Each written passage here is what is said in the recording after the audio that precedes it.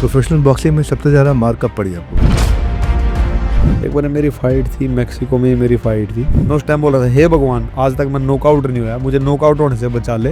अपनी लड़ाई से पहले तैयारी कैसे करते हो? मैं इंजॉय करता हूँ। इंजॉय करना इसलिए जरूरी है क्योंकि बॉक्सिंग गुस्से का खेल नहीं है। कभी लो फेज आता है? हर स्पोर्ट्समैन की लाइफ में आता है। जेक पॉल को आपने चैलेंज कर दिया, आप उसे घर जाके धक्का देते हुए उसको बोले कि पुंजर पाड़ ले मेरा, पुंजड़ पाड़ ले मेरा, पुंजड़ पाड़ ले, पुंजड़ पाड़ ले। कोई भी हाथ लगाता है तो मेरे ऐसे ना मैं पकड़ लेता हूँ एकदम ऊपर से। मैंने सुना था कुछ अमेज़न पे बैटल ग्राउंड को प्रोग्राम आता है। अब मैं तो 2 वीडियो बना दूंगा कि चक्कर को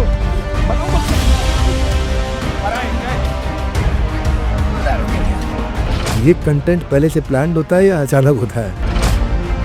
हम लोगों को तो अगर कोई स्क्रिप्ट देने वाला होगा ना, वो पिटेगा।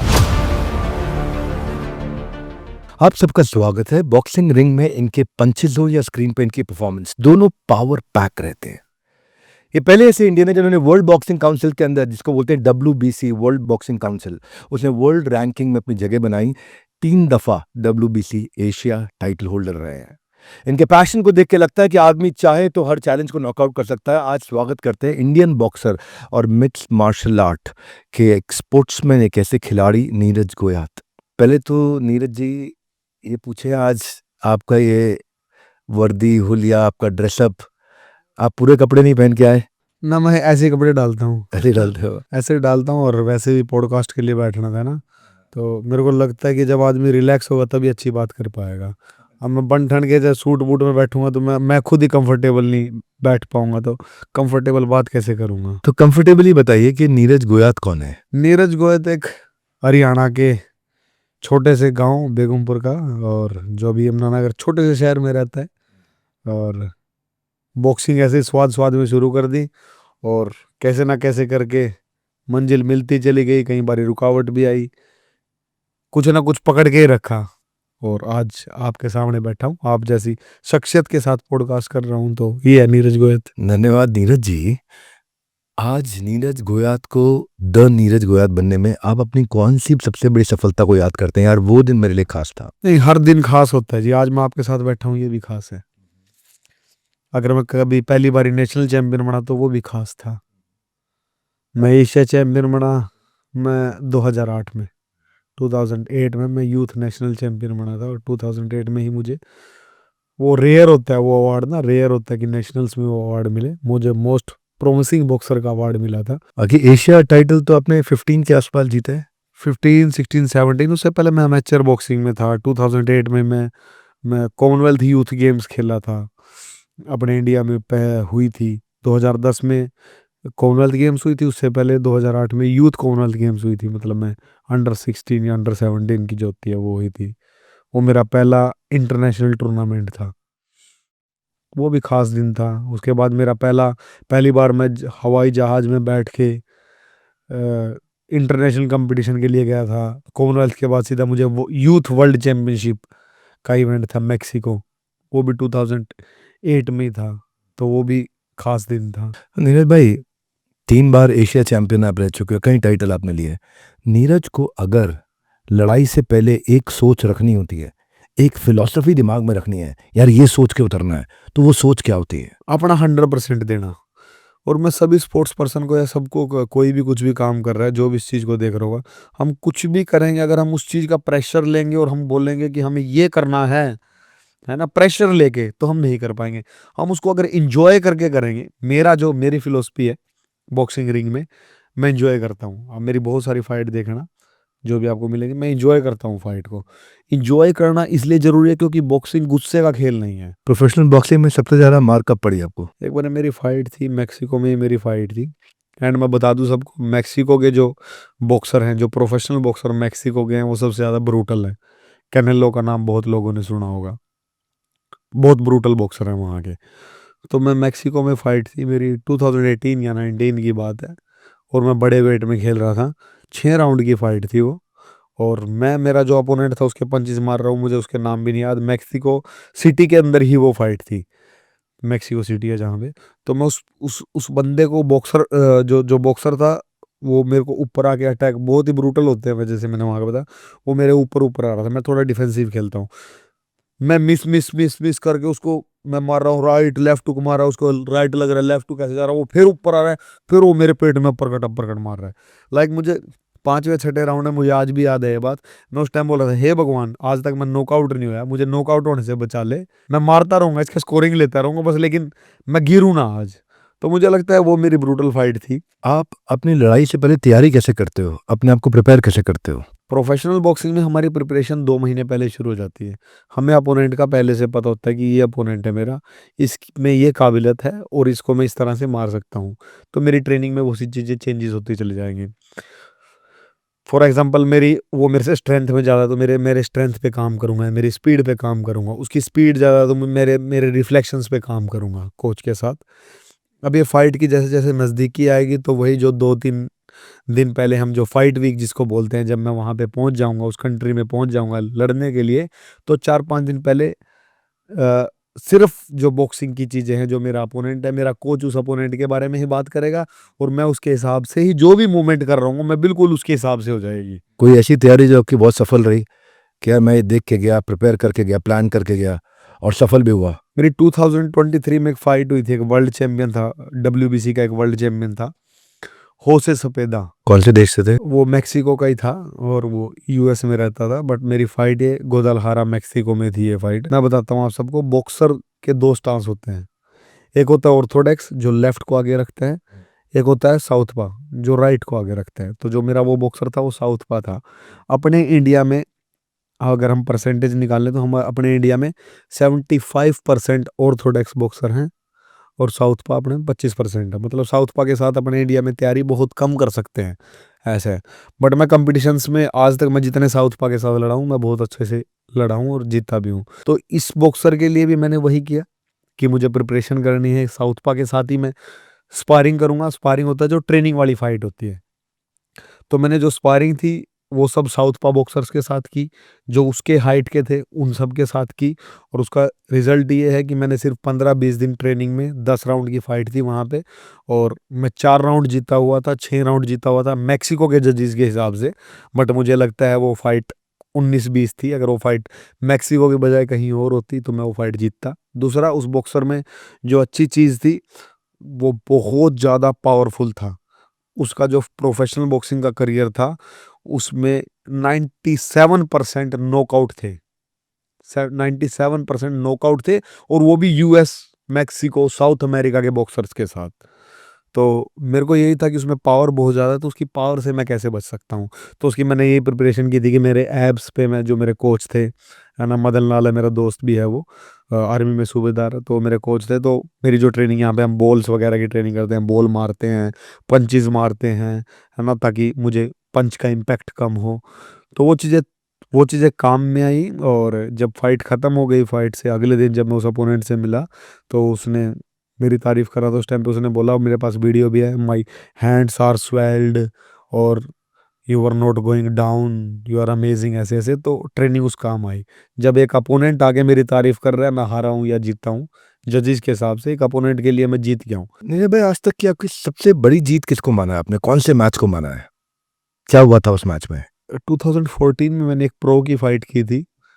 एक बॉक्सर था, वर्ल्ड चैंपियन था, वर्ल्ड बॉक्सिंग एसोसिएशन का वो वर्ल्ड चैंपियन था। चाइना में बहुत ज़्यादा फेमस था वो लड़का, आज भी फेमस है, जू कैन उसका नाम है।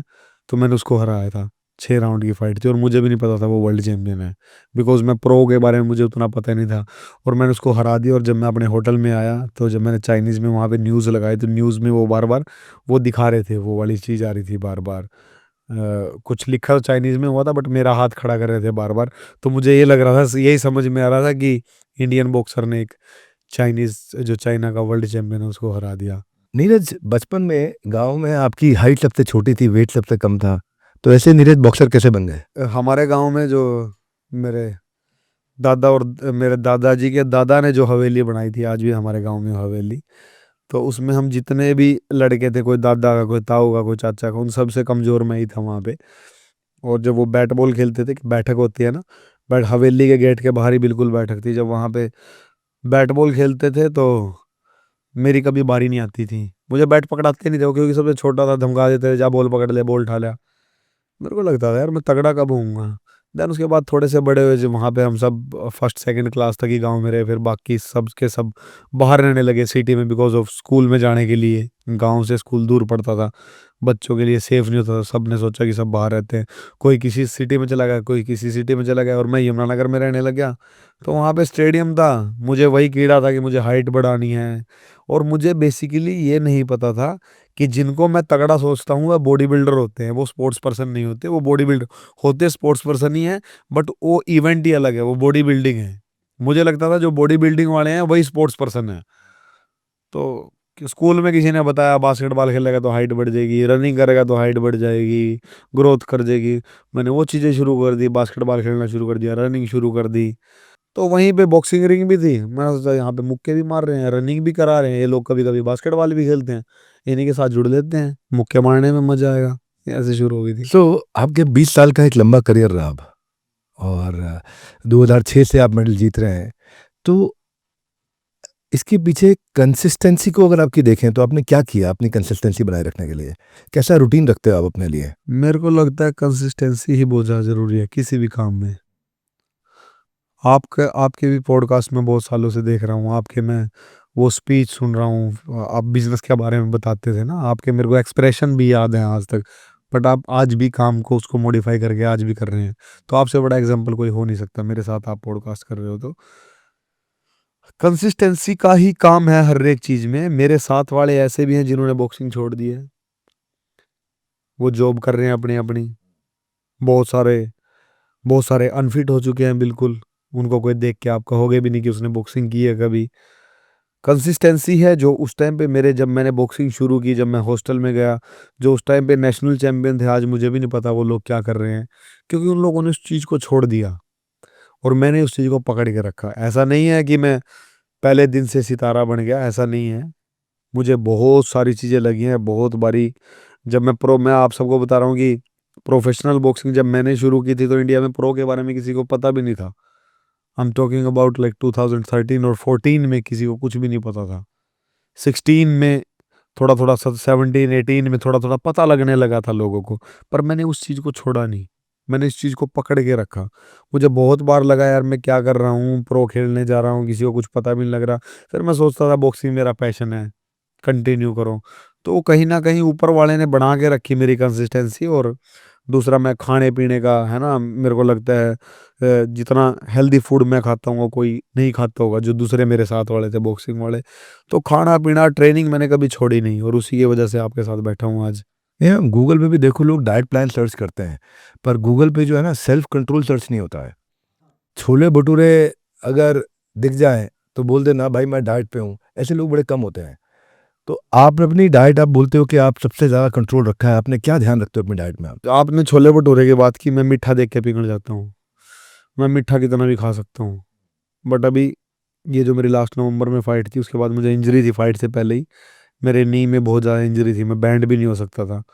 मेरा एक कोच बुलाया मैंने यूएस से, राफेल अल्हारा था उसका नाम, और वो यूएफसी वालों का स्ट्रेंथ एंड कंडीशनिंग था।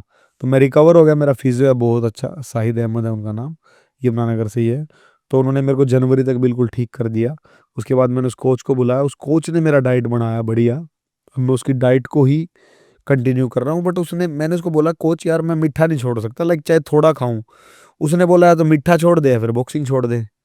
मेरे को लगा ना बॉक्सिंग ज़्यादा मीठी है मीठे से, तो मैं बॉक्सिंग करता हूँ। तो मीठा छोड़ दिया, बट अभी भी कई बारी बहक जाता हूँ मैं जब दिखता है तो। बट मैं उस टाइम पे खाता हूँ जब मुझे लगता है मैंने 1 महीने से नहीं खाया, उस टाइम पे खाता हूँ। तो किसी बड़े बुड्ढे ने ये बात कही है कि ये जो है ना जीभ, इस पे कंट्रोल करना बहुत ज़्यादा ज़रूरी है, चाहे किसी से बात कर रहे हो चाहे कुछ खा रहे हो। अगर इस पे कंट्रोल कर लिया तो उस आदमी ने अपने आप को जीत लिया। तो बस इसी पे कंट्रोल किया हुआ है। बहुत खूब, बहुत खूब। पर क्या है कि लोग जिम ज्वाइन भी कर लेते हैं, वो शुरू भी कर देते हैं, पर एक हफ्ते में वो मोटिवेशन उनका फिर जो है ना जिम ज्वाइन से रिज़ाइन हो जाता है, खत्म हो जाता है मोटिवेशन। तो जिम शुरू करने वाले लोगों के लिए मोटिवेशन को सस्टेन कैसे करें, मतलब वो कंसिस्टेंसी जो आपने लाए, उसके लिए क्या विचारधारा चाहिए यार जिससे आदमी कंसिस्टेंट रहेगा? कंसिस्टेंसी के लिए तो आदमी को पागल होना पड़ेगा, आदमी को अपने शरीर से प्यार करना पड़ेगा। मेरा एक कोच है रोनाल्ड सिम्स, यूएस से है वो, उसकी एक बात बताऊंगा, 1 मिनट की बात है, उस बात को ध्यान रखना। आ, हम एक बारी कोरोना के बाद हम यूएस गए, मैं और मेरा दोस्त यूएस गए ट्रेनिंग करने के लिए। और जैसे आज पहुंचे, कल उसने बोला चलो ट्रैक में चलते हैं रनिंग करने के लिए। उसने बोला हम 800 मीटर के 6 राउंड लगाएंगे, 800 मीटर भागेंगे, 1 मिनट रेस्ट, फिर 800 मीटर भागेंगे, फिर 1 मिनट रेस्ट, और 800 मीटर हमें 3 मिनट में पूरा करना है। मैंने बोला कोच यार अनफिट है, जैसे ट्रेनिंग भी नहीं की, 3 मिनट में अगर हम फिट होते तो आराम से कर सकते हैं, कोई बड़ी बात नहीं है। बट आज 6 मत करा, 4 करा दे। वो बोलता है हम सब के अंदर एक ही ड्राइवर है, उसको तुम्हारे इंडिया में कुछ बोलते होंगे, मैं सोल बोलता हूँ, है ना, या कोई उसको मन बोलेगा, कोई कुछ भी बोलेगा, एक ही ड्राइवर है। उस ड्राइवर को सिर्फ बोलना है मैं कर सकता हूँ, उस ड्राइवर को सिर्फ बोलना है मैं कर सकता हूँ, तुम कर लोगे इजीली। हमने जब 6 राउंड हो गए, एक 800 का, दूसरा 800 का, जब 6 कंप्लीट हो गए तो उसने बोला बताओ अब क्या क्या लग रहा है तुम्हें। मैंने बोला कुछ भी नहीं। बोला 2 और कर लोगे, हमने बोला हाँ कर लेंगे, वेरी इजी। बोला यही तो तुम्हारे ड्राइवर ने करवाया है, तुम इसको बताओ कि तुम कुछ भी कर सकते हो, नथिंग इज इम्पॉसिबल। शरीर सबका एक जैसा है, उसके अंदर एक ड्राइवर बैठा हुआ है। उस ड्राइवर को तुम अगर मारुति, वही जो फरारी चला रहा है वही ड्राइवर मारुति में बैठेगा तो मारुति को भी उसी स्पीड से भगाने की कोशिश करेगा, उसी तरीके से चलाने की कोशिश करेगा, क्योंकि सिर्फ ड्राइवर बदला है। तो इस ड्राइवर को ऐसे बोलो तुम्हारी बॉडी बहुत तगड़ी है, इसको पुश करो, पुश करना पड़ेगा। और पुश, मेरे को लगता है पुश अपने आप से ज्यादा कोई कोई और है ही नहीं। सेल्फ पुश ही कर सकते हैं हम। इस धरती पे कोई दूसरा आदमी बना ही नहीं है जो आपको समझा सके। अपने आप से ज्यादा हम किसी, हाँ, हम ही हैं अपने टीचर खुद। और नीरज भाई बड़ी अच्छी बात बताई आपने, push start versus self start. कोई और पुश नहीं करेगा, सेल्फ स्टार्ट होना पड़ेगा, खुद से ही करना पड़ेगा। पुश स्टार्ट से काम चलेगा नहीं। पर मान लो सेल्फ स्टार्ट कर भी लेते हैं, पर सब कुछ इंस्टेंट चाहिए। अभी आपको instant coffee, instant noodle, instant delivery, अभी आपको ब्लिंकिट आ गया, अभी सब कुछ आ गया, पूरी आदतें, पूरा बिहेवियर, पूरी मानसिकता इंस्टेंट पे आ गई है। हर काम एआई ने इतना इंस्टेंट कर दिया है, कुछ भी कर दो सब कुछ इंस्टेंट चाहिए। अब फैट बर्निंग पिल्स भी आ गए, लो इंस्टेंट पकड़ो आप। अभी क्या है, वर्कआउट बूस्टर भी आ गए, इंस्टेंट ले लो। स्टेरॉइड्स भी आ गए, इंस्टेंट ले लो। आपके क्रैश डाइट्स भी आ गए, लो इंस्टेंट वेट कम कर लो। ये इंस्टेंट की मानसिकता से कैसे बाहर निकले? कांस्टेंट की मानसिकता पे नहीं आ रहे। अभी फिटनेस के इंस्टेंट फॉर्मूला पे आप क्या सोचते हो? एथलीट की बॉडी सबको चाहिए, पर ये इंस्टेंट से कांस्टेंट पे कैसे आए? इंस्टेंट से कांस्टेंट पे आना है तो नीरज चोपड़ा से सीखो। नीरज चोपड़ा का ओलंपिक में गोल्ड आने के बाद छोड़ सकता था वो। करना पड़ेगा। अगर अगर जीवन में आपको सच में, आप इस धरती पे आए हो कुछ करने के लिए, तो आपको करना पड़ेगा। अदरवाइज वही बात है, इंस्टेंट इंस्टेंट इंस्टेंट करते रहोगे, कांस्टेंट कभी कर ही नहीं पाओगे। लिएंडर पेस से सीखो। कितने ओलंपिक खेले मेरे को तो वो 2016 में मिले थे, रियो ओलंपिक्स गेम्स विलेज में मिले थे मेरे को वो। मेरे को तब पता लगा कि उन्होंने 5-6 ओलंपिक खत्म कर लिए हैं। उनसे सीखो, वैसे वैसे उदाहरण उदाहरण उठाओ, वैसे वैसे खिलाड़ी उठाओ कि लिएंडर पेस जी ने शायद 1996 के ओलंपिक्स में उनका मेडल आया था। तो ऐसे खिलाड़ियों से सीखना चाहिए, ऐसे खिलाड़ियों को अपना एग्जाम्पल के तौर पे उनको देखना चाहिए।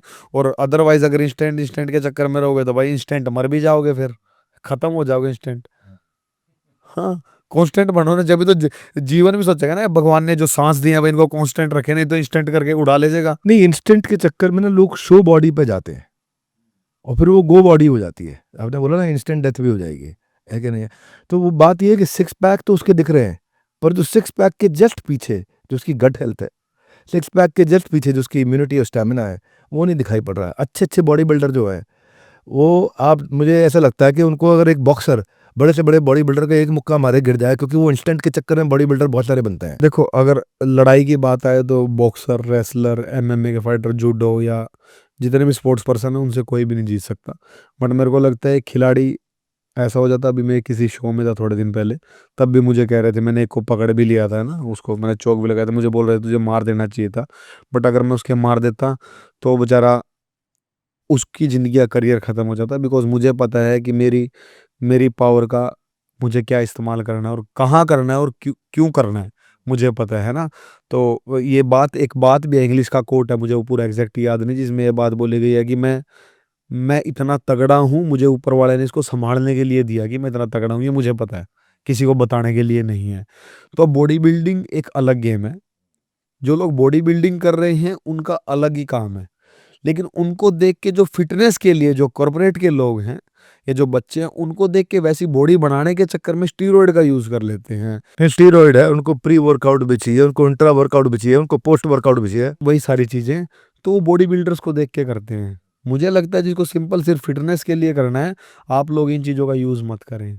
ऐसा धरती पे ऐसा कोई प्री वर्कआउट बना ही नहीं जो आपके जो अंदर बैठा हुआ ड्राइवर है उससे ज्यादा आपको पुश दे दे। ऐसा कोई प्री वर्कआउट बना ही नहीं भाई। मैं आप लोगों को बताऊं, मैं रात को कई बार लेट हो जाता हूं, अपने इंडिया में तो नहीं, मैं जैसे कनाडा वगैरह कहीं पे भी रह रहा होता हूँ, ट्रेनिंग कैंप कर रहा होता हूँ और मुझे लगता है आज का दिन खराब हो गया लेकिन कल सैटरडे है, मैं सुबह लेट उठ पाऊंगा। मैंने रात को 2-3 बजे भी रनिंग की है। चलो वहाँ रनिंग करके आते हैं, क्या हो गया। अब मैंने प्री वर्कआउट यूज नहीं किया, मैं पूरा दिन का थका हुआ था। मेरे ड्राइवर ने बोला भाई हम कर सकते हैं, कर लेंगे, आगे 2 घंटे फालतू सो जाएंगे। तो ऐसा कोई प्री वर्कआउट नहीं बना और ऐसा कोई भी स्टीरॉयड नहीं बना जो आपको अपने आप से ज़्यादा पुश कर सके। और दूसरी रही, अगर आप स्टीरॉयड लोगे तो 1 महीने में बॉडी बन जाएगी, लेकिन अगर आप नहीं लोगे, अच्छी तरीके से करोगे तो आपकी 6 महीने में बनेगी। लेकिन वो जो 6 महीने वाली है वो आपकी 6 साल तक चलेगी, जो आपकी 1 महीने में बनी है वो 6 महीने तक चलेगी। ये जो कंपनी है हमारी बड़ा बिजनेस, इसके ना डीएनए में, इसके खून के अंदर एक वर्ड छुपा हुआ, बाउंस बैक। कुछ भी कर दो हर बार बाउंस बैक करते हैं। कुछ भी हो जाए, आप कितना भी गिरा दो, अपन बाउंस बैक करेंगे, देश को कराएंगे, सबको बिजनेस से बाउंस बैक कराएंगे। ऐसे 2019 में आपका भी एक सीरियस एक्सीडेंट हुआ था और आपने वहाँ से रिकवरी करी थी। उसके बाद रिंग में आपने कईयों को पछाड़ा भी। तो एक्सीडेंट के बाद आपकी बाउंस बैक की जर्नी कैसी रही थी? वो कैसे बाउंस बैक किया? मतलब वो समय कभी तो आया होगा मन में, यार अब गिव अप कर देते हैं। वो तो एक्सीडेंट मेरा, मतलब वो न्यूज़ में बहुत मेजर दिखा दिया, उतना मेजर था नहीं। मेरे को हेयरलाइन फ्रैक्चर हुआ था और उसके बाद वो ठीक हो गया था। लेकिन कोरोना के कारण जो मेरी 19 में जो चीज़ होने वाली थी वो दोबारा 20 में उसको एक बॉक्सर है आमिर खान, ब्रिटिश पाकिस्तानी, उसके साथ हमें था कि 20 में ज़्यादा में वो फाइट करेंगे सऊदी अरब में, बट वो फाइट नहीं हुई।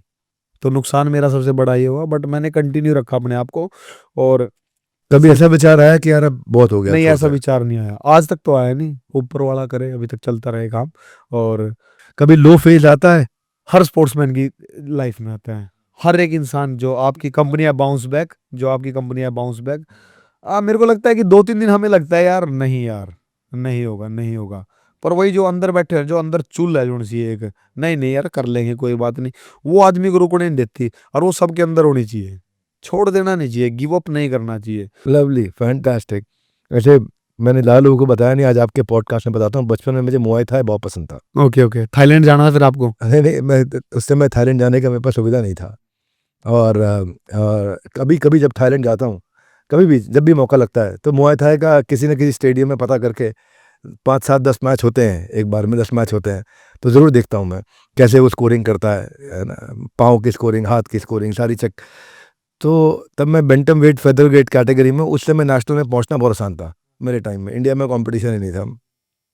लेकिन मैंने ऐसा नहीं सोचा था कि मैं दुनिया में सबसे बड़े को चैलेंज करूंगा। अभी आपके बारे में मैंने पीछे देखा कि माइक टाइसन को हराने वाले जेक पॉल को आपने चैलेंज कर दिया। वो तो उसके हराने से पहले कर दिया था मैंने काम। अरे पहले कर दिया था। तो सोशल मीडिया पे आपने ओपन चैलेंज दिया।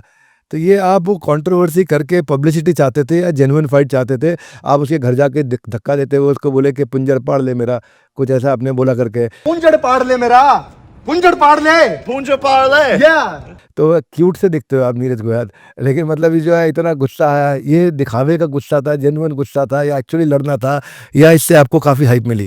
ये 2021 की बात है। जेक पॉल का भाई है लोगन पॉल, वो WWE करते हैं। Logan Paul, Jake Paul US में बहुत बड़े हैं। इन लोगों ने, एक ने WWE को, एक भाई ने, जेक पॉल ने बॉक्सिंग को बहुत ऊपर उठाया है। तो लोगन पॉल की फाइट हुई थी, एग्जीबिशन मैच हुआ था फ्लोर्ड मैवेदर को सारी दुनिया जानती है, हमारे बॉक्सिंग का सबसे रिच स्पोर्ट्स पर्सन था एक टाइम पे। वो कौन सी ईयर में एक बार आया था, rich sports person of the world, Floyd Mayweather की और लोगन पॉल की फाइट हुई थी 2021 में, और एग्जीबिशन मैच था। उस मैच के बारे में पूरे वर्ल्ड में बहुत ज़्यादा बातचीत हुई थी। मैं बॉक्सिंग को फॉलो करता हूँ इसलिए मुझे पता था। मैंने एक ट्वीट की थी उस टाइम पे, ट्विटर पे भी 1000, पता नहीं 500, पता नहीं 400 फॉलोवर थे। मैंने लिखा था, कुछ किसी से लिखवाया था, इंग्लिश थोड़ी वीक है, हिंदी ठीक है, तो उसमें मैं लिखा था कि Jake Paul, Logan Paul, whatever Paul, I am ready to fight, ऐसे करके मैंने एक ट्वीट की थी। क्योंकि मुझे लग रहा था कि साला ये लोगों ने अभी बॉक्सिंग वर्ल्ड में आए हैं और मैं एक इंडियन कब से खेल रहा हूँ मैं, एशिया टाइटल हो गया, ये हो गया, साला इनको पकड़ते हैं, है ना, क्योंकि यूएस में और तो बुरा नहीं मानना, ये वही स्ट्रैटेजी नहीं होगी जैसे अरविंद केजरीवाल ने पॉपुलर होने के लिए सीधा प्रधानमंत्री को अटैक किया। नहीं नहीं नहीं जी, नहीं नहीं, पॉलिटिक्स वाली बात नहीं, ये बॉक्सिंग वर्ल्ड की बात है, इसको मैं बॉक्सिंग थोड़ा सा वर्ल्ड में थोड़ा सा सबसे और बड़े को समझाता हूँ। अटैक करो तो जल्दी हाँ, पॉपुलर हो नहीं जाओगे। नहीं नहीं, मैं दोबारा फिर समझाता हूँ, ये किसकी बात है। अभी मैं जो 24 में जैक पॉल के साथ जो किया था उसके बारे में बाद में बात करेंगे। बॉक्सिंग में हमें एक अच्छा प्रमोटर चाहिए होता है, प्रोफेशनल बॉक्सिंग में हमें एक अच्छा प्रमोटर चाहिए होता है कि हम अच्छी अच्छी जगह जाके फाइट कर सके, हमें हमें अप्रोच किया जाए कि मेरा प्रमोटर, फॉर एग्जांपल दुनिया में 4-5 बड़े बड़े प्रमोटर हैं, टॉप रैंक है, एडी हर्न है, मैच रूम है ना, और अगर हम यूके में है, फ्रैंक वॉरेन है, 5-6 बड़े बड़े प्रमोटर हैं। अभी तो सऊदी में बॉक्सिंग बहुत बड़ी हो रही है। तो जो 5-6 बड़े बड़े प्रमोटर हैं, इन तक पहुंचना, और ये एक इंडियन को क्यों लेंगे, ये एक इंडियन को तब लेंगे जब एक इंडियन को इंडिया में लोग जानते हों, टीवी राइट्स तब बिकेंगे। तो 2016 की बात है, ये ट्वीट वाली 21 की बात है, 2016 की बात है, जब मैं यूएस में था, रियो ओलंपिक से पहले जब मैं वहाँ पे ट्रेनिंग कर रहा था, मैंने बहुत सारे प्रमोटर्स के पास गया, मैं टॉप रैंक वालों से भी मिला कि मेरी फाइट कराओ, मैं ऐसे ऐसे एशियन चैंपियन हूँ, मैंने वर्ल्ड चैंपियन को हराया हुआ है। उन लोगों ने बोला ना, इंडिया की जो ऑडियंस है, इंडिया की ऑडियंस को बॉक्सिंग की नॉलेज नहीं है। मैं अगर कल को तेरी यूएस में फाइट करा रहा हूँ और तू टीवी पे आ रहा है, तो इंडिया वाले कभी सब्सक्रिप्शन नहीं लेंगे या टीवी पे कभी भी नहीं देखेंगे, बिकॉज बॉक्सिंग की नॉलेज है ही नहीं, लैक ऑफ नॉलेज है। और तेरे ऊपर मैं इन्वेस्ट करूंगा 2 साल तक, तेरी 5-6 फाइटें कराऊंगा यहाँ पे, तुझे पैसे मिल जाएंगे बट मुझे बेनिफिट नहीं होगा। लाइक एक इंडियन के यूएस में फैन कब बनेंगे, ना मुझे इंग्लिश बोलनी आती, मैं उनको फैन कैसे बनाऊंगा अपने। फॉर एग्जाम्पल मैंने आज यूएस में फाइट कर ली, ये 16 की बात बता रहा हूँ, उसने मुझे एग्जाम्पल देके बताया कि आज तू यहाँ पे फाइट कर लेगा, तूने यहाँ पे गोरे या काले को हरा दिया। जो मैच देखने आए होंगे लोग या जो टीवी पे जिन्होंने देखा होगा वही तुझे जानेंगे, बट वो दोबारा ये नहीं कहेंगे कि हमें नीरज की फाइट देखनी है, बिकॉज तू वहां पे ट्रैश टॉक नहीं कर सकता, है ना, कुछ नहीं कर सकता। मैं मतलब लोग तुझे दोबारा देखेंगे क्यों, तो मैं तेरे में इन्वेस्ट क्यों करूं, तू और फाइट कर। उस टाइम तक मेरा 10-12 फाइट का रिकॉर्ड था, तू और फाइट कर, कुछ और बड़ा करेगा, then will talk, will sit together and फिर हम बात करेंगे। मैंने ये चीज़ें छोड़ी नहीं। फिर मैं कनाडा में साइन हो गया, कनाडा के प्रमोटर था, छोटा प्रमोटर था, उसने 1-2 फाइट कराई, सेम केस उसके साथ हुआ। कनाडा में बहुत इंडियंस हैं, बहुत ज़्यादा इंडियंस हैं। मैं ये आपको 17 और 18 की बात बता रहा हूँ। मैं कनाडा ली बैक्स्टर प्रमोशंस है, उसके साथ मैं साइन हुआ, मैंने 18 में मैंने एडमिंटन में फ़ाइट की, वहाँ पे मैंने टोरंटो में फ़ाइट की। उसने टिकट सेल करने की कोशिश करी कि इंडियंस को टिकट बेचेंगे, यहाँ पे तो बहुत इंडियन है। कनाडा वाले को लगा कि इंडियंस टिकट लेंगे और इसकी फ़ाइट देखने के लिए आएंगे। भाई 10 टिकटें गई, वो भी मैंने ली, उससे फ्री में पासिस लिए, मेरे दोस्त थे जो वो मेरी फाइट देखने आए।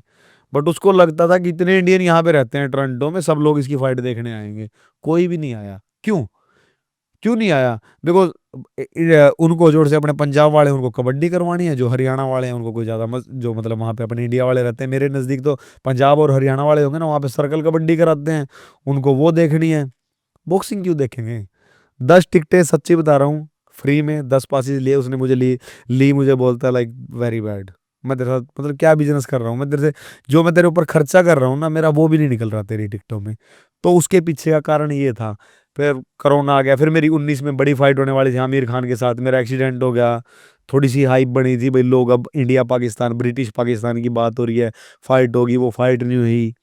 फिर 20 में कोरोना आ गया, मेरे को लगा यार साला इतना कुछ कर रहे हैं, इतनी मेहनत कर रहे हैं, कुछ मिल नहीं रहा। और यूएस वाला बोलता है कि माँ अब यूएस के फैन बनाते हैं हम। मैंने इसलिए वो ट्वीट की, उस ट्वीट पर 2 लाइक आए, कुछ हुआ ही नहीं। 2 भी मेरे ख्याल से मेरे दोस्तों ने कर दिया, वो जो ट्विटर चलाते होंगे, कुछ हुआ ही नहीं। यार ये तो कुछ भी नहीं बन रहा। देन मुझे लगा कि चल छोड़ यार, जो ऊपर वाले ने लिखा हुआ है।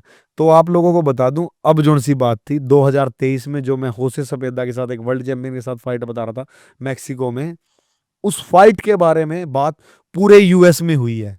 इंडिया में जो जो छोटे बहुत मतलब 0.000001% कोई लोग अगर बॉक्सिंग को फॉलो करते होंगे, उनको पता है उस फाइट के बारे में।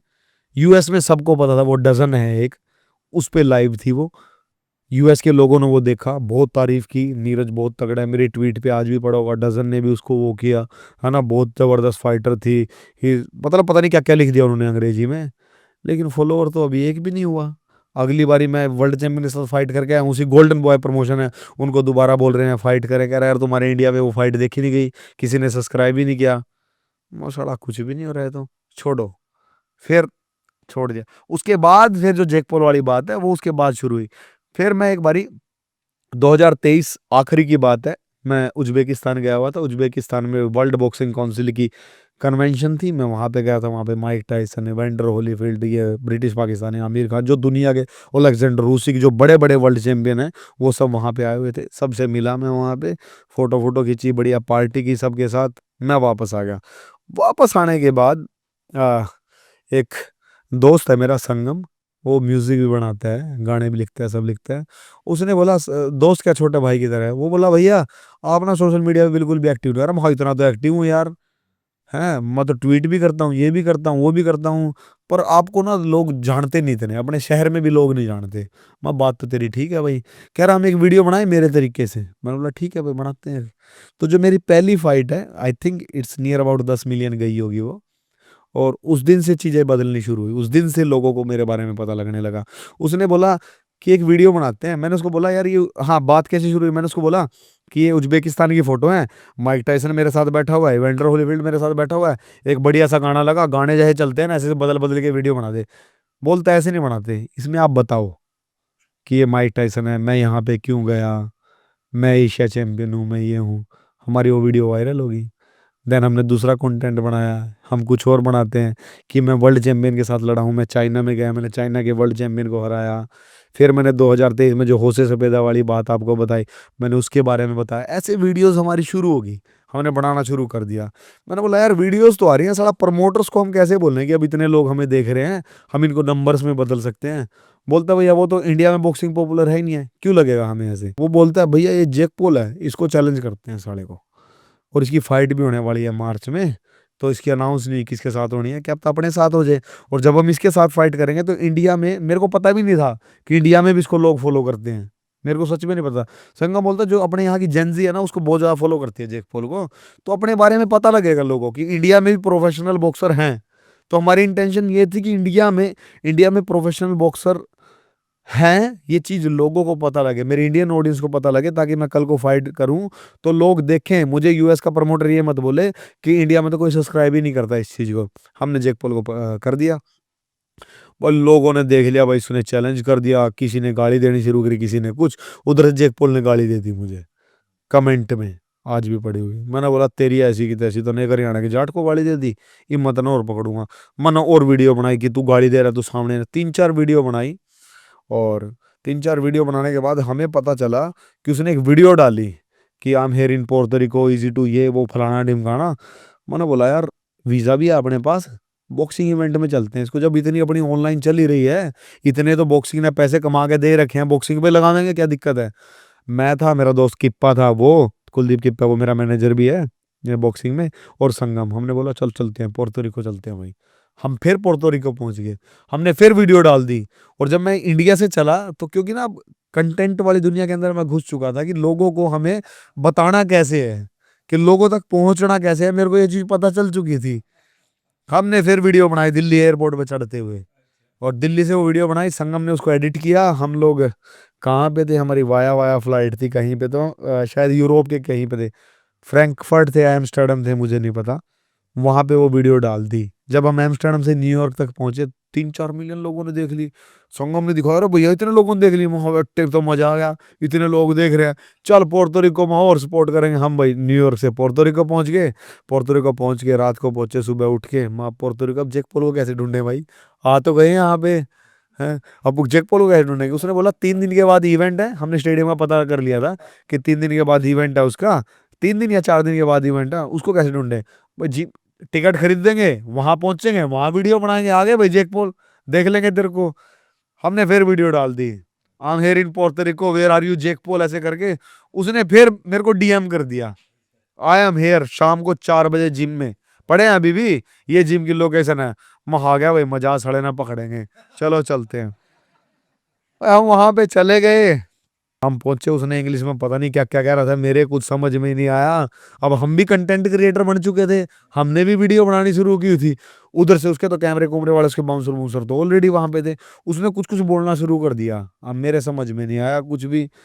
अब तो मतलब मेरे को समझ वो इंग्लिश में अगर मैं वीडियो आज देखूँ तो मुझे आज भी समझ आती है और उस टाइम भी समझ आ रही थी, लेकिन वो गुस्सा इतना हो गया था कि मेरे को समझ आना बंद हो गया था सब कुछ। फिर मैंने बोल दिया वहाँ पुंजड़ पाड़ ले, तो अब उसने पुंजड़ पाड़ ले, उसने हाथ सा लगाया, तो ऐसे कोई भी हाथ लगाता है तो मेरे ऐसे ना मैं पकड़ लेता हूँ एकदम ऊपर से, उसको ऐसे ऊपर से हाथ मार दिया एंड देन वो वीडियो वायरल हो गई बहुत ज्यादा। पुंजड़ पाड़ ले मेरा, पुंजड़ पाड़ ले, Punja Parle. yeah, I never abuse don't wanna it. fight I never me. abuse it. I never You abuse don't wanna it. fight. I never- ये थी उसके पीछे की कहानी।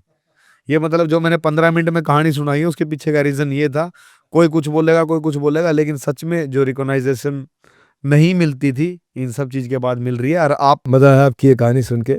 एक होता है बॉक्सिंग के रिंग में धूल चटाना, एक होता है बिजनेस के रिंग में धूल चटाना। आपको नीरज भाई अच्छा लगेगा, हम लोगों को बिजनेस के रिंग में अपने कंपटीशन को धूल चटाना सिखाते हैं, उसमें हम सबसे बड़े माहिर हैं। वो जो लोग हमें नहीं पूछते थे, आज हमारे पास एक टिकट नहीं बचती है कि कोई आकर के अटेंड कर ले। अपने रिश्तेदारों को भी अपने स्टेज के बाजू में सोफे पे या स्टेज के साथ में सीट देनी पड़ती है। और कहते हैं कि एक चीज़ कॉमन है कि गिरना, गिर करके फिर से उठना, और जो नहीं उठ पाता या तो वो रिंग से बाहर हो जाता है, और जो उठ जाता है तो लीडरशिप फोरम में हमने ऐसे, आपको किसी दिन इन्वाइट करूँगा मैं, वहाँ आके आप लोगों को इंस्पायर करो। अब तक हज़ारों बिजनेसमैन आ चुके हैं। ख़ास तौर से हमारा एक रहता है मैसेज कि अगर आप 1 करोड़ का बिजनेस कर चुके हो तो आओ, तो और बड़ा फ़ायदा हो आपको। 1 करोड़ साल का छोटा बिजनेस आपने कर लिया, 50 लाख, 1 करोड़, 2 करोड़ कर लिया है, अब यहाँ से आपको 20 करोड़ 200 करोड़ की जर्नी हम सिखाते हैं। आपको फंडिंग कैसे मिलेगी, कैश फ्लो कैसे ठीक होगा, मार्जिन, प्रॉफिटेबिलिटी, एक्सपेंशन, ये सब कैसे ठीक होता है। और बॉक्सिंग के इसके बाद क्या होता है कि जैसे जैक पॉल के घर जाके आपने ओपन चैलेंज किया, आपने उसके स्टेडियम में पहुंचे, पोर्टो रिको पहुंचे, वहाँ जा करके आपने ओपन चैलेंज किया। मैं भी एक ओपन चैलेंज देता हूँ। मेरा ओपन चैलेंज क्या होता है, मैं सिर्फ स्टेज पे खड़ा हूँगा, आप किसी भी बिजनेस का कोई सा भी सवाल, किसी भी स्टेज का, किसी भी लेवल का, किसी भी डिपार्टमेंट का, किसी भी इंडस्ट्री का, किसी भी स्टेट का, किसी भी कंट्री का, कहीं पे भी पूछ लो, और अगर मैंने वहाँ जवाब नहीं दिया तो दोबारा कभी स्टेज पे नहीं चढ़ूँगा। वो दिन आखिरी होगा मेरा स्टेज पे। मतलब कृष्ण का आशीर्वाद है, जिन्होंने गीता के माध्यम से इतना ज्ञान दिया है। और अब लीडरशिप फनल की हमारी एडवांस टिकट्स बुक होती हैं, आपको मौका लगे आप आइएगा। पर मैं इस चर्चा को आपसे थोड़ा सा और आगे बढ़ाना चाहता हूँ। आप कहते हो कि भगवान ने बांसुरी बजाई वृंदावन में, लेकिन युद्ध किया कुरुक्षेत्र में। ये आपकी कहीं रील देखी थी? भगवान श्री कृष्ण ने बांसुरी तो वृंदावन जाकर बजाई थी और लड़ाई कुरुक्षेत्र करना थे महाभारत की। मैं बहुत जगह बोलता हूँ ये। वो बात इसलिए हो रही थी, वो बोल रहे थे हरियाणा में इतने स्पोर्ट्स पर्सन क्यों।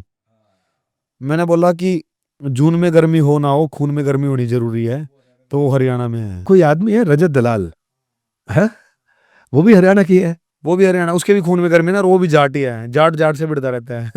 तो मतलब आप दोनों का कुरुक्षेत्र चलता रहता है। उसको भी उड़ते तीर लेने की आदत है। मैंने अभी बोला था, उसमें एक शो था बैटल ग्राउंड, मैंने बोला कि एक बार ना ऊपर ऐसे तीर छोड़ा भगवान ने, पूछा साइड में से, उसने पूछा प्रभु ये तीर कहाँ छोड़ रहे हो? ये उड़ता हुआ तीर कोई भी ले लेगा। मैंने बोला ये है वो, कोई भी लेने वाला, ये कोई भी ले लेगा ना तीर, ये है। तो क्या आपको रजत दलाल से प्रॉब्लम क्या है? नहीं प्रॉब्लम कुछ नहीं है, मैंने बात किसी और के लिए की, अब उड़ता हुआ तीर उसने ले लिया। एक फुकरा इंसान है, फुकरा इंसान बहुत अच्छा लड़का है। और एक बार हमारी ऐसे कमेंट में लड़ाई हो गई थी। अब मैं बता रहा हूँ कंटेंट क्रिएटर भी बन गया हूँ, तो लड़ाई बॉक्सिंग रिंग के बाद नॉन बॉक्सर्स के साथ होती रहती है, बट फुकरा इंसान इज वेरी, बहुत अच्छा इंसान है। मेरे को उससे मिलने के बाद ये बात पता चली। क्या फुकरा इंसान का उसका चैनल का नाम है? अभिषेक मलान है उसका नाम, और he is very famous and is very nice human also. तो ऐसे क्रिकेट का लीग हो रहा था। मैंने बोला ये फुकरा इंसान कमेंट करके भाग जाता है, फाइट क्यों नहीं करता बॉक्सिंग रिंग में, और ये इन्फ्लुएंसर बाहर क्यों लड़ते हैं, बॉक्सिंग रिंग में लड़े। बिकॉज मैं यहाँ पे बॉक्सिंग को प्रमोट कर रहा हूँ। मेरी पोस्ट थी भाई एक, उस पर फुकरा इंसान कमेंट करके हा हा करके भाग गया। अरे भागने थोड़ी काम चलेगा, बॉक्सिंग रिंग में फाइट कर, जो अपनी माँ का दूध पी रखा है नहीं, बॉक्सिंग रिंग में उतरो, मेरे गला 1 वर्सेस 1 फाइट करो, मैं तैयार बैठा। मुझे चाहिए भाई जितने इन्फ्लुएंसर बॉक्सिंग रिंग में कूद जाए, बॉक्सिंग वैसे ही फेमस हो जाएगी। अब आप जैसे बड़ी बड़ी शख्सियत बॉक्सिंग रिंग में कूदेगी, मेरा तो काम बन गया, बॉक्सिंग फेमस होगी। यही बात मैंने वहां पे बोली थी, जो इन्फ्लुएंसर बाहर लड़ते हैं वो बॉक्सिंग रिंग में लड़े, जिससे अच्छा होगा। वो तीर बात कहीं और छोड़ी थी, और रजत दलाल के पास आया घूम के, बोलता है नीरज भाई अगर बॉक्सिंग लड़नी है तो मैं लड़ दूंगा।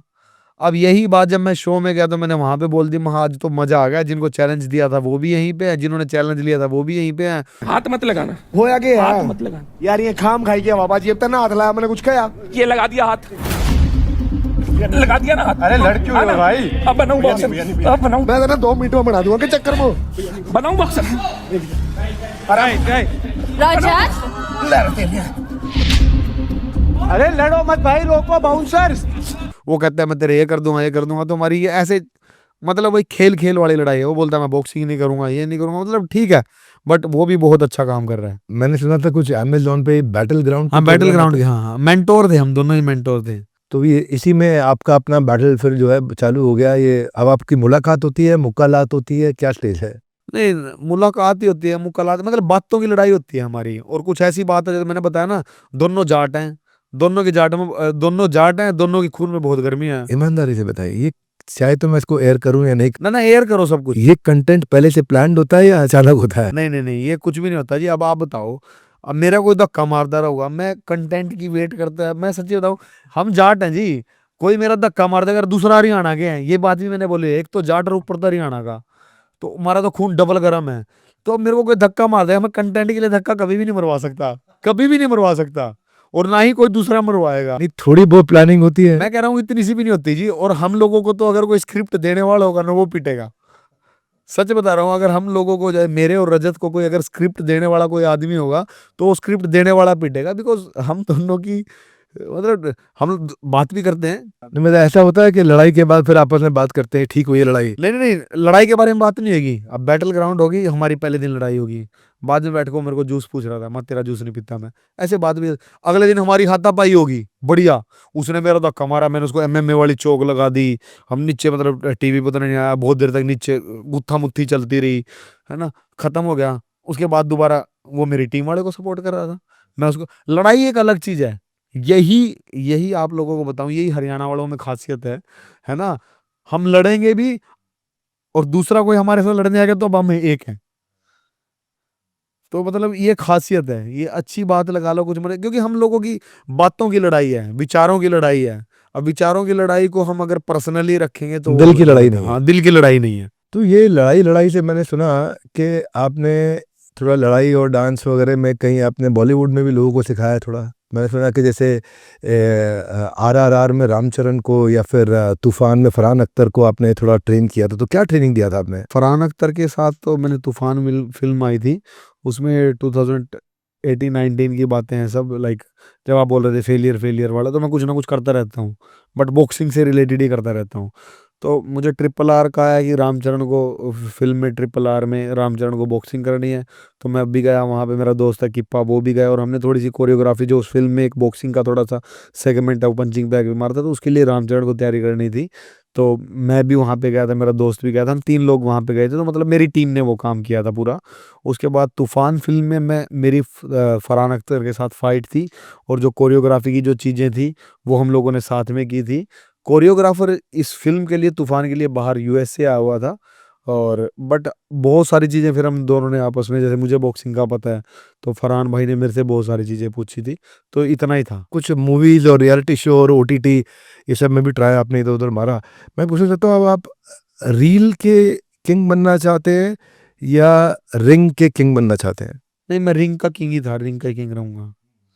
रील तो जरूरी हो गया आज के टाइम में, रील जरूरी हो गया। लाइक जैसे अब जीने के लिए सांस लेना छोड़ना जरूरी है, ऐसे रील डालनी जरूरी है, ऐसे कंटेंट डालना जरूरी है। सारे एंटरप्रेन्योर्स के लिए कितना इंपॉर्टेंट मैसेज है कि कंटेंट क्रिएशन कितना ज़्यादा ज़रूरी है अपने ब्रांड को बाजार में लेके जाने के लिए। इसको नीरज भाई ने सांस लेने से और खाना खाने से कंपेयर कर दिया। So that is the value कि आप अपने कंटेंट को अगर ढंग से क्रिएट कर सकें तो पूरी दुनिया आपको जान सकती है, पहचान सकती है। यू नेवर नो कौन सा वीडियो आपका कहाँ से कहाँ पहुँच सकता है। तो नीरज भाई, रिंग के अंदर हो या रिंग के बाहर हो, टिके रहना है तो फाइट करना ज़रूरी है। गाँव से लेकर ग्लोबल स्टेज तक का आपका सफ़र ये प्रूव करता है कि गोयात इज़ ग्रेट। और जो आपने किया, आप ऐसे ही यूथ को इंस्पायर करते रहिए, बॉक्सिंग को भारत में और बड़ा करते रहिए। ये जो आपका सपना है कि बॉक्सिंग में भारत को पॉपुलर बनाना है, सोशल मीडिया इन्फ्लुएंसर्स को बीच में लेके आना है, उनको रिंग में पहुंचाना है, ये सब मिल करके, मेन स्ट्रीम मीडिया मिल करके इसको आगे बढ़ाए। तो ऐसे ही मोटिवेट करते रहिए। और हमारे शो पे आने के लिए आपका हृदय की गहराई से प्रेमपूर्वक बहुत बहुत धन्यवाद। आप सबका हृदय की गहराई से प्रेमपूर्वक बहुत बहुत धन्यवाद। वर्ल्ड के नंबर 1 एंटरप्रेन्योर यूट्यूब चैनल को सब्सक्राइब करने और करवाने के लिए, हमारे शो पे आने के लिए प्रेमपूर्वक धन्यवाद।